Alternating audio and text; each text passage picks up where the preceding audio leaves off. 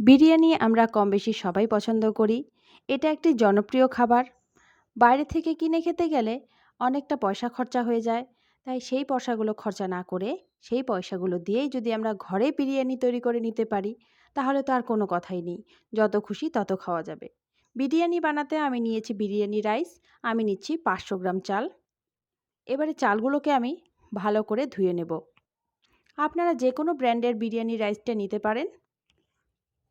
চালগুলোকে পরিষ্কার করে ধুয়ে আমি জল দিয়ে ১৫ মিনিট চালগুলো ভিজিয়ে রাখব। আর এইদিকে ৪টে পেঁয়াজ খোসা ছাড়িয়ে ধুয়ে নিয়েছি। এবারে পেঁয়াজগুলোকে আমি কেটে নেব বেরেস্তার জন্য।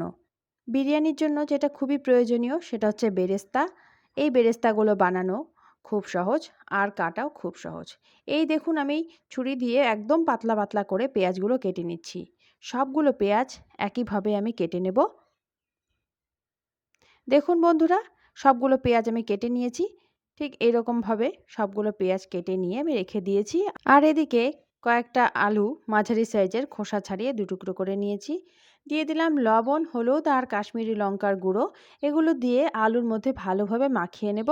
আর আলুগুলোকে এভাবেই রেখে দেব ১০ মিনিটের জন্য। এভাবে করলে আলুগুলোর রং খুব সুন্দর আসবে। দেখুন বন্ধুরা, আলুর রং কতটা সুন্দর হয়েছে। মশলার মধ্যে নিয়েছি লং, এলাচ, দারচিনি, জয়িত্রী, স্টার আনিস, বড় এলাচ, জায়ফল আর ২টো তেজপাতা। ভাতের জন্য যে জলটা বসিয়ে দিয়েছি, মশলাগুলো একটু গুঁড়ো করে জলের মধ্যে দিয়ে দিলাম। আর দেখুন বন্ধুরা, চাল ১৫ মিনিট পরে আমি জল ঝরিয়ে নিয়েছি। এবারে জল ঝরানো চাল এই জলের মধ্যে দিয়ে দেব। ভাতের জলের মধ্যে আমি সামান্য রিফাইন তেল দিয়েছি, ওটা আমি দেখাতে ভুলে গেছি। আর ভাতের জন্য দিয়ে দিলাম ২ চামচ লবণ। এই পরিমাণ লবণ যথেষ্ট ভাতের জন্য। জল ঝরানো চালগুলো আমি এই জলের মধ্যে দিয়ে দিলাম। কিছুক্ষণ একটু নাড়াচাড়া করে নেব, ভাতগুলো সেদ্ধ হবার জন্য অপেক্ষা করতে হবে। কিছুক্ষণ বাদে দেখুন ভাত প্রায় সেদ্ধ হয়ে এসছে। তবে এখনও ভালোভাবে সেদ্ধ হয়নি, আমাকে 80% সেদ্ধ করতে হবে, নাহলে আবার ভালো লাগবে না। এদিকে ভাত সেদ্ধ হতে থাক, আর ওপরে যে ভেসে আছে মশলাগুলো, ওগুলো আমি তুলে ফেলে দেব। এগুলো আবার খাওয়ার সময় মুখে পড়লে ভালো লাগবে না। তাই যতটুকু পারি মশলাগুলো আমি তুলে দেব। আর ভাতও এদিকে দেখুন অনেকটাই সেদ্ধ হয়ে গেছে। ভাতগুলো জল ঝরিয়ে নামিয়ে রাখলাম একটা ঝাঁঝরা থালায়। ভাত ঠান্ডা হতে থাকুক। আর ভাতের যে জলটা ছিল ওই জলটা আমি একটা বাটিতে তুলে রেখেছি। আর এদিকে কড়াইতে রিফাইন তেল ভালোভাবে গরম করে নিয়ে গ্যাসের আঁচ একেবারে কমিয়ে দিলাম। পেঁয়াজগুলো যে কেটে রেখেছিলাম সেই পেঁয়াজগুলো এই কড়াইতে দিয়ে ভেজে নিচ্ছি। এগুলো দিয়ে বেরেস্তা বানাবো। কম আঁচে নাড়াচাড়া করে পেঁয়াজগুলো একটু ভেজে নিতে হবে। সব সময়ই নাড়তে হবে। তবে নাড়তে নাড়তে দেখুন বন্ধুরা, পেঁয়াজ অনেকটাই মজে গেছে। আর কিছু পেঁয়াজ ভাজা হয়েছে আর কিছু হয়নি। তবে বেরেস্তাগুলো তৈরি হয়ে গেছে। আমি আর ১ মিনিট এগুলোকে রেখে দিলাম কড়াইতে। আর কড়াই থেকে বেরেস্তাগুলোকে এখন তুলে নিচ্ছি। এগুলো বেশিক্ষণ কড়াইতে থাকলে আরও বেশি লাল হয়ে যাবে। তাই এই পর্যায়েই আমি এগুলোকে সব একটা থালার মধ্যে তুলে রাখলাম। আর এই দেখুন বেরেস্তাগুলো আমার তৈরি হয়ে গেছে। মাংসটা ম্যারিনেট করে রাখবো। ৩০০ গ্রাম পাঁঠার মাংস পরিষ্কার করে ধুয়ে নিয়েছি। এর মধ্যে একে একে দিয়ে দেব লবণ। লবণ দিচ্ছি ১ চামচ, হাফ চামচ হলুদ গুঁড়ো, কাশ্মীরি লঙ্কার গুঁড়ো দিচ্ছি হাফ চামচ, ১ চামচ আদা বাটা, ১ চামচ রসুন বাটা, দিয়ে দেব টক দই ৩ চামচ টক দই, আর দিয়ে দেব শেষ উপকরণ হাফ চামচ বিরিয়ানি মশলা। এবারে সব কিছু একসাথে ভালোভাবে মেখে নেব। বিরিয়ানি মশলা আমি ঘরেই তৈরি করেছি। আমার চ্যানেলেই পেয়ে যাবেন এই মশলার ভিডিও। ওখান থেকে আপনারা দেখে নিতে পারেন। ভালোভাবে সব কিছু একসাথে মেখে নিলাম। এবারে এটাকে ম্যারিনেট করে রাখবো ১ ঘন্টার জন্য। ১ ঘন্টার জন্য এভাবেই নর্মাল ফ্রিজে রেখে দেব। আর এদিকে বেরেস্তা যে ভেজেছিলাম তেলটা, ওই তেলের মধ্যেই এই মেখে রাখা আলুগুলো ভেজে নেব। আলুগুলো দিয়ে একটু নাড়াচাড়া করে অল্প সময় ভেজে নেব। তবে বেশি ভাজবো না আলুগুলো। মাংসের আলু যেমন করে আমরা বেশি করে ভাজি, ওইভাবে আলুগুলো ভাজবো না। আলুগুলো একটু হালকা করে ভেজে নিয়ে আমি তেল থেকে নামিয়ে রাখবো। দেখুন বন্ধুরা, আলুগুলো ভাজা হয়ে গেছে আর আমি তেল থেকে আলুগুলোকে নামিয়ে রাখছি। ওই তেলের মধ্যেই দিয়ে দেব ম্যারিনেট করা মাংসটা। কিছুক্ষণ নাড়াচাড়া করে এই মাংস আমি ভেজে নেব। তবে দেখুন ভাজতে ভাজতে যে ঝোলঝোল ভাবটা ছিল সেটা অনেকটাই কমে গেছে। ওপর থেকে দিয়ে দিলাম সামান্য বেরেস্তা। এই বেরেস্তাগুলো দিয়ে আবারও একটু নাড়াচাড়া করে আমি ভেজে দিচ্ছি। এই পর্যায়ে দিয়ে দেব আমি ভেজে রাখা আলুগুলো। আলু আর মাংস আবারও নাড়াচাড়া করে একসাথে কিছুক্ষণ ভেজে নেব। আর দেখুন অনেকটাই শুকনো শুকনো হয়ে গেছে। এবারে আমি কষানোর জন্য জল দিয়ে দেব, 1 কাপের অল্প কম জল। যে বাটিতে আমি ম্যারিনেট করে রেখেছিলাম মাংসগুলো, সেই বাটি দিয়ে আমি 1 কাপের অল্প কম জল দিয়ে দিলাম। এবারে অপেক্ষা করব একটা বলক ওঠার। বলক উঠে গেছে আর যে ঝোলটা ছিল অনেকটাই শুকনো হয়ে গেছে। আর দেখুন তেল ছাড়তে শুরু করেছে। এই পর্যায়ে আমি দিয়ে দিলাম আরও 3 কাপ জল।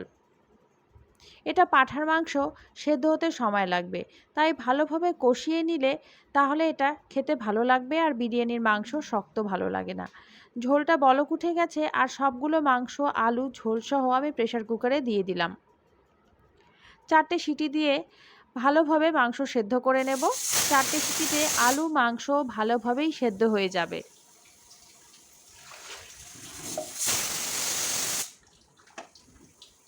এটা নামিয়ে রাখবো। আর এদিকে দুধের মধ্যে দিয়ে দিচ্ছি সামান্য কেশর। 1/2 কাপ দুধে সামান্য কেশর দিয়েছি। আর বিরিয়ানিটা বসানোর জন্য আমি এরকম একটা হাঁড়ি নিয়েছি, তবে আপনারা চাইলে সসপ্যানেও এটা বসাতে পারেন। হাঁড়ির মধ্যে দিয়ে দিলাম 1/2 চামচ ঘি। এবারে হাত দিয়ে হাঁড়ির কানায় কানায় ঘি মেখে দেব।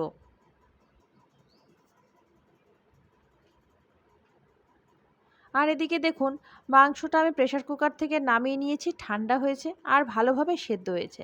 আর এইদিকে কেশর যে দুধের মধ্যে দিয়েছিলাম সেই কেশরের রং ছাড়ছে। এই পর্যায়ে দিয়ে দিলাম 1 চামচ গোলাপ জল আর 1 চামচ কেওড়া জল। কেশর ভালোভাবে রং ছাড়ুক। আর আমি এদিকে বিরিয়ানির জন্য হাঁড়ি তৈরি করে নিয়েছি। আর নিয়েছি সামান্য লেবুর রস আর কেশর দুধ একেবারে তৈরি। আর এই হলো বেরেস্তা আর অল্প নিয়েছি ভাতের জল। আর এদিকে বিরিয়ানির মাংস একেবারে রেডি। হাঁড়ির মধ্যে অল্প ভাত দিয়ে দেব একেবারে নিচে।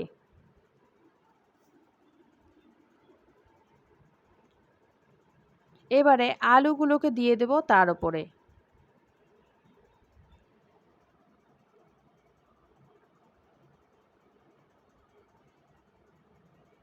আলু দিয়ে দিলাম আর দিয়ে দেব সামান্য ঝোল। আবারও ভাত দিয়ে আলুগুলোকে ঢেকে দেব ভালোভাবে। এরপর এর ওপরে দিয়ে দেব সামান্য বেরেস্তা। ওপর থেকে ভালোভাবে চারদিকে যাতে ছড়িয়ে যায় বেরেস্তাগুলো দিয়ে দিলাম। এরপর দিয়ে দেব সামান্য লেবুর রস। লেবুর রস খালি আমি একবারে দেব আর দেব না। আর দিয়ে দিলাম ভাতের জল, 3 চামচ ভাতের জল দিলাম। আর দিয়ে দেব 1/2 চামচ বিরিয়ানি মশলা। ওপর থেকে ছড়িয়ে দেব কেশর দুধ। ভাতের জল দিচ্ছি কারণ ভাতগুলো নামানোর পরে যখন আমি ঠান্ডা করলাম ভাতগুলো একটু ড্রাই হয়ে গেছে। ভাতের জল দিলে সেই ড্রাই ভাবটা আর থাকবে না, ভাতগুলো একটু নরম হবে, খেতেও বেশ ভালো লাগবে। মাংসগুলো আবার দিয়ে দিলাম পরের লেয়ারে। আবার দিয়ে দিচ্ছি সামান্য মাংসের ঝোল। তবে মাংসের ঝোল বেশি পড়ে গেলে ভাতগুলো ভেজা ভেজা হবে, তখন আবার খেতে ভালো লাগবে না। আবারও ওপর দিয়ে ভাত দিয়ে ঢেকে দিচ্ছি। আর দিয়ে দেব আবারও পেঁয়াজ বেরেস্তা। চারদিকে ভালোভাবে ছড়িয়ে দিচ্ছি। দিয়ে দেব কেশর দুধ। কেশর দুধটা যেই দিকে পড়বে সেই দিকের ভাতগুলো হলুদ হয়ে যাবে। আবারও দিয়ে দিচ্ছি সামান্য বিরিয়ানি মশলা।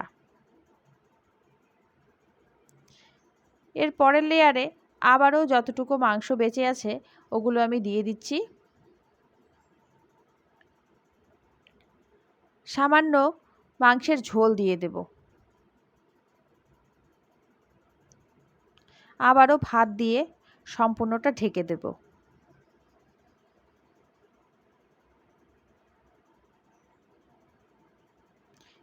কেশর দুধ যতটা ছিল সবটাই আমি দিয়ে দিচ্ছি ভাতের মধ্যে।